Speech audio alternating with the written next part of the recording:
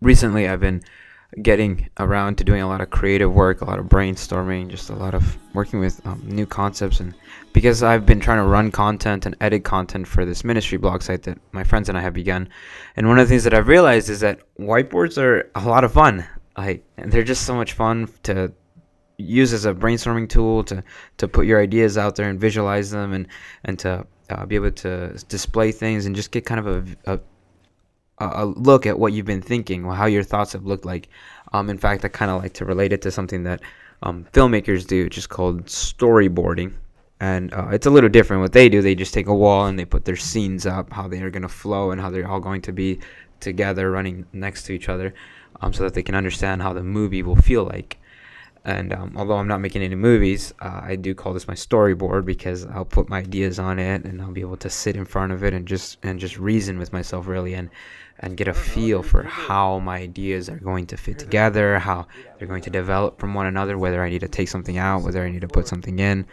And in a way, this whiteboard kind of becomes the person that you communicate with, because for movies, for other creative projects, like, people will sit around a table in a conference room, in an office, whatever, and they'll banter back and forth in dialogue about what elements need to be involved, like whether we need to put something in there or not, because each element needs to carry meaning. Like, maybe there's just a shot of road driving by, or maybe somebody just wants some smoke wisping out of a chimney, just real slow. Like, sometimes maybe it might be like sunlight, and it's just like a camera zooming out, and this is glare like through trees. Or if you're gonna really artsy, something weird, like a steady shot of boat shoes, just someone's boat shoes. And elements in a story, in a movie, need to correlate with one another, because maybe not in of themselves they carry meaning, but together they do. And so I've been thinking about, as I think of these ideas, poems, stories, essays, I'm thinking about my story too, the story of Bryant. Like, what's gonna go in that? I've been considering the different things that I want to put in there. And so this was one of the projects that I did on a whiteboard once. I thought, what am I putting in my story, and how am I going to weave them all in together? Because let's face it, not everything is like a jigsaw puzzle. Sometimes things are at a crossroads, and you're in tension with different ideas. I think of free will and the omniscience of God. Those are things that are tense. They're two truths that kind of just stand there, and you don't know how exactly they all need to fit together, but you just know that they do. And so I've been thinking about my thoughts, my dreams, my desires, my hopes, my wishes, my fears, my sins, my strengths, my limitations, my loves, and just like how are they all going to fit together? How are they going to play with one another? And also, obviously, these things that make up me within my story all need to be centered and focused on Jesus. So that's my root. And then there's the added element of life is moving, life is fluid, life goes somewhere. It's a journey. It's not static. And so there's that dimension, that added complexity of, this is me. I want to keep Jesus centered, but then circumstances are changing. Some are favorable, some are unfavorable. I hate some of them. Some are bad, some are good. And so you're a character, and your life goes forwards, whether you like it or not. And there will be conflict that arises in your life. And there's always going to be conflict, but conflict develops. Now, whether the development is good, regenerative, or degenerative, I'm not sure. I don't know if it's always one or the other. I don't know if you always choose. I'm trying to figure that out. But we know that conflict is there, and we know that conflict can develop you. How much you will choose to regenerate, how much you will choose to degenerate, I'm not quite sure. But I've been thinking about all this, my story, the elements that I want in there, Jesus, how conflict will play out. So I've been doing a lot of soul searching, a lot of alone time thinking. But this hasn't been everything.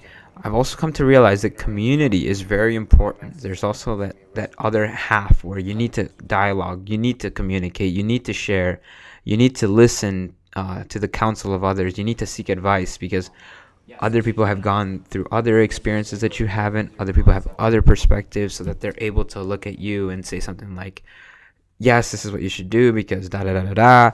No, this isn't something that you should do because so and so and so. And And so that communal element of building your story needs to be something that you focus on as well, because they will give you insights and perspectives and truths that you may not have arrived at on your own. You can glean from their wisdom.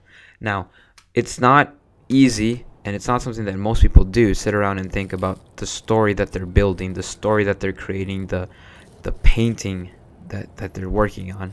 But it's something that we need to get to doing. We need to make a way out of this mess, and be able to acknowledge things as the way they are, be able to call out that sin in our lives as it is, be able to see the elements of heaven in our lives and the harmony that is working through us and in us.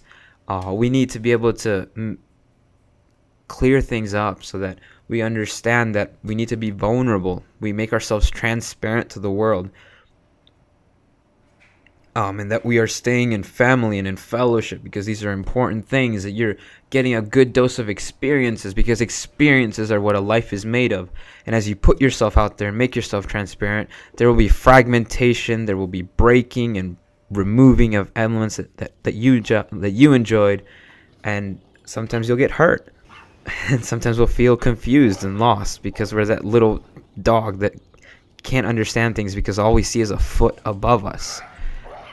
But we just need to have a confidence that our lives are bigger than that. That whiteboard that you're working on is going to be meaningful at the end of the day. And so you have that communal aspect. Friends will help you, teachers, mentors, those beloved people around you, they will help you. Your own reasoning powers and your heart will help you. And of course, there's those two things, and then there's Jesus who will help you. And so you keep in mind the elements that you want in your story. You keep in mind the fact that you want Jesus to be in the center, and then you try to make it work as circumstances around you move and your environment changes. Don't get discouraged though, because the whiteboard is clean, it's empty, and it's white, and that marker is in your hand.